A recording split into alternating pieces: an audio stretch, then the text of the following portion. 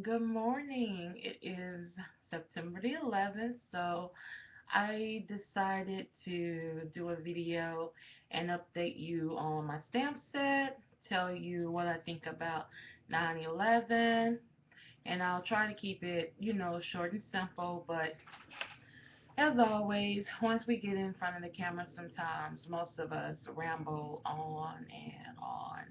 I try not to do that. I try to at least um, share content that I think is worth talking about or worth showing. But sometimes, you know, um, many of us YouTubers, we can rant on and on and on. So, um, first off, I did make some changes to my stamp set that's going to be released here soon, and I I changed the font um, on the stamp set as far as the Greek letters are concerned. They're now Times New Roman, and I wanted to send a shout out to MM Designs. She helped me with that, so thank you, girl. It does look better in the Times New Roman. It looks more girly like, it's not thick, so it should stamp really well. Um, what else? I took out my MY, LS, and sister because I have the sentiment on here that says my line sisters are better than yours. So if you're a crafter or stamper, card maker, whatever you want to be, you do what a lot of other people do. And if you're not and you're new to this, most of us will cut our stamps to have the words that we want separated sometimes. So, look, I'm trying to work with my manufacturer here to get my stuff produced. So I had to cut down on some stuff to, take away from the stamp. And I definitely wasn't taking my girls away and their wigs. That's just a must, have to be on the stamp. So anyway, that's what I took away from the stamp, and that's what I did with it. And then, um, yeah, that's pretty much it. I did include all the alphabets for the sororities and stuff because one of my girlfriends, Danita, had let me know she's a Zeta Phi Beta, and I didn't have everything in there for them and the AKAs and stuff like that. So it was really nice to get feedback from people. There's some people out there that really, do look out for me and stuff, and I appreciate it because Lord knows I don't know. That's just how it is. But I just wanted to talk about 9/11 today, and sorry, third way. And I know that everybody's going to be posting something. They're going to be posting the twin towers.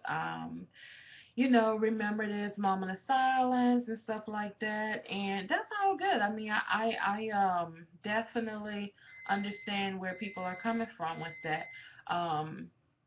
When 9/11 happened, I was living in New Orleans at the time, actually on the West Bank, and I was married to my ex-husband, and um, I remember waking up. Nobody told me. I just woke up. I had the TV on, and then all of a sudden, they was talking about planes crashing and stuff, and I was looking at the news, and I called my husband, who was at the MEPS, and obviously they weren't looking at the news over there, so I called him, and I was like, turn on CNN. There's a plane crashing into the Twin Towers in New York. And he ran into the big TV in the room, in the room, because that's where they keep all the new recruits were coming in at. And he was like, everybody was over just looking, everybody, it was just silent. And so I saw the planes, you know, I think I missed the first hit, but I definitely saw the second one.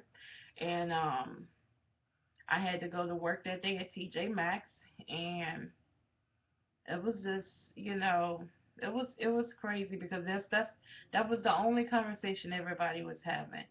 Um, there were some ladies that came to shop that day, and there was this woman I worked with. I don't remember her name, but there were these ladies that came.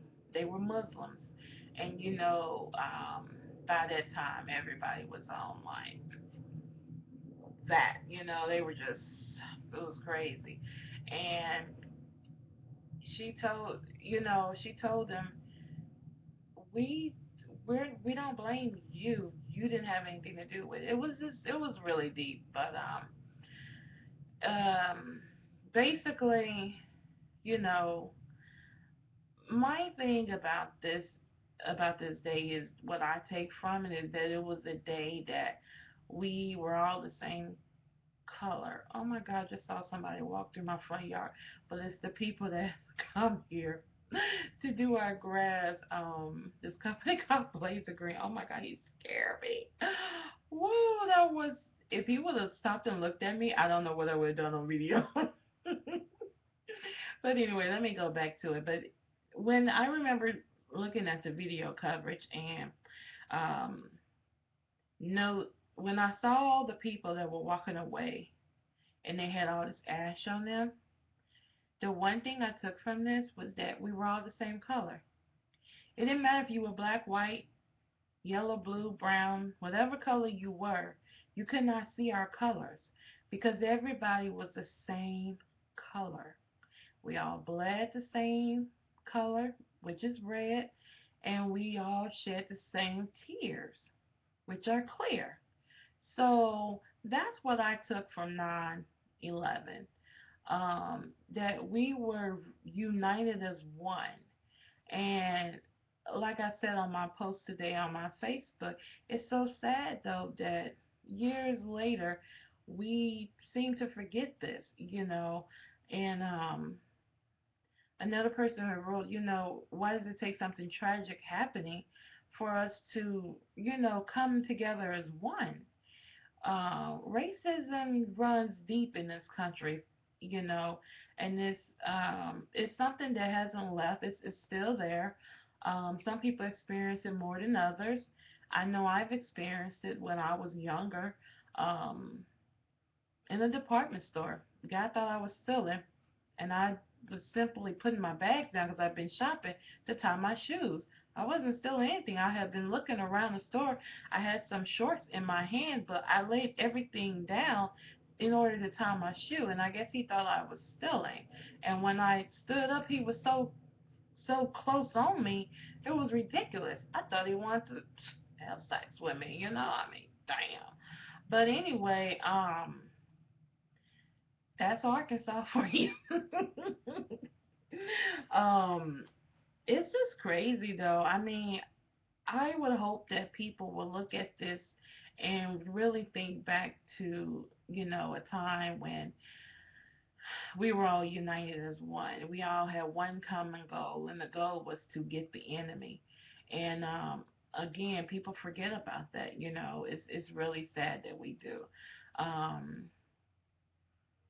Luckily, I was raised by really good parents that believed everybody was equal.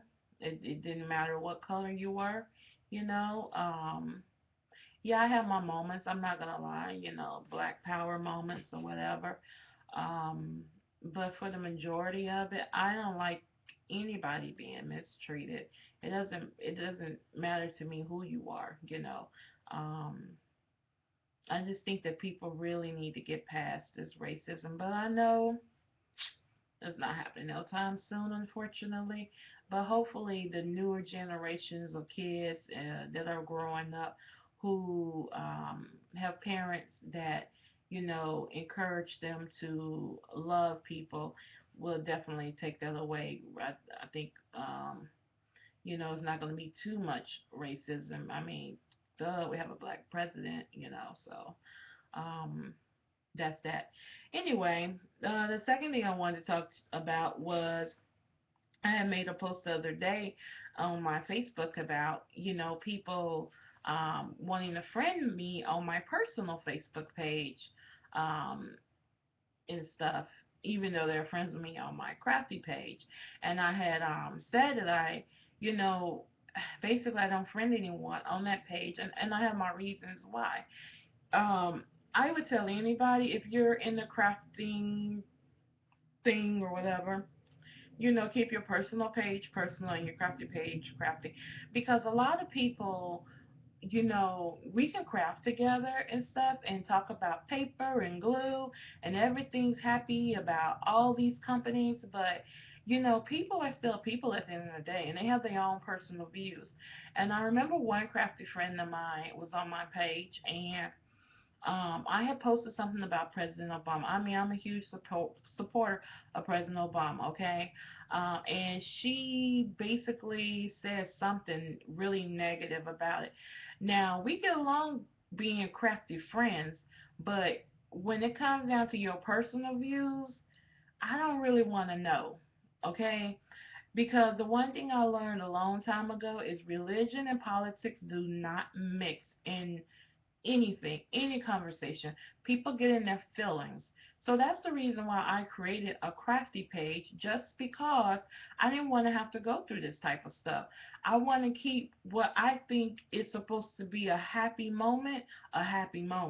What I do on my personal page, you may not like. You may not be a supporter of President Obama. That's fine. But you can voice that on your page if you like. I have my crafty page so I can try to keep away from stuff like that. All I want to talk about is what you done made, how you made it. Girl, can I lift that from you? I need to sell a couple of things. Do you want to buy it? I don't want to talk about my religious views. I don't want to talk about President Obama, anybody, Michelle Obama, anybody in the White House. I don't want to talk about that on my personal page. And that's why I don't friend anybody. I have a few people that are on my personal page, that are crafty, and that's fine. But a few of them I am going to be taking off because I just want to keep everybody on one side. If you want to see my life, you want to see what I'm doing, know what I'm doing, then follow me on Instagram. I post. Damn, there go that guy again. I hope he don't. Let me shut. Y'all, give me a second. Let me shut my thing up here. I just don't want him to like walking and be looking at me. But anyway, I don't want, if you want to see what I'm doing, follow me on Instagram. You can see when I post pictures. I post pictures a lot on Instagram. That is my number one site to go to. I check it first before I check anything in the morning. So yeah, that's how I am. I have, I mean, I curse. I mean, it's no, it is what it is. I post things on my personal Facebook page that I necessarily wouldn't post on my crafty page. It's just me. It's another side of me that some people see and some people don't see. But for the majority of the time, I am the same person. It's just that I share other things on one page more than I share on another one. On my regular Facebook page, I don't talk about my crafty stuff that much. I would share what I've made sometimes, but I don't do it all the time like I used to, because now I have the two pages and I have everything separated. But I would suggest anybody to have a crafty page. I mean, that are in the crafting, they like to scrapbook and make stuff, to get two pages. If you don't, because you don't have time for that, that's fine too. But it works for me. I just don't. I just care not to put two things together, and that's just me and what I want to do. Some people don't mind friending everybody and having everybody under one page, but those same people don't hardly be on Facebook that much, so it doesn't matter. I know one of my girlfriends was talking about how she was tired of Facebook, and girl, like I was telling her the other day, I've been there. Um, I've certainly thought about shutting down my stuff, but because I have a business now, I can't shut things down. I have to stay on Facebook because I have to um, be, I wouldn't say accountable, but I have to be out there. That's the thing about running a business. You have to hit up these social media sites. So that's what I have to do. But those are my little rants. Not even rants today. Just a little insight, little stuff that I want to share with you guys, um, and stuff. But if you have two pages, tell me, why do you have two pages? Two Facebook pages. Do you have two two of anything else. I have two Instagram accounts. I have my personal and I have my business. My business, I keep it strictly business. Every now and then I might put something up there about my husband, but very, very rarely do I do. My regular Instagram page, look, I post whatever I want on there. And if you don't like it, you don't have to follow me. That's how I see it. I'm going to post stuff. Um, that's pretty much it. Well, I'm sorry for taking up your time this morning. If you see this video, thanks for watching it again. I just decided not to go through iMovie. I just wanted to upload it on YouTube right quick, and so I can get out of here and go to Joann's and just see if they have the new Teresa calling stuff in. Yes, darling. They probably do, but we'll see. Anyway, have a good morning. Bye.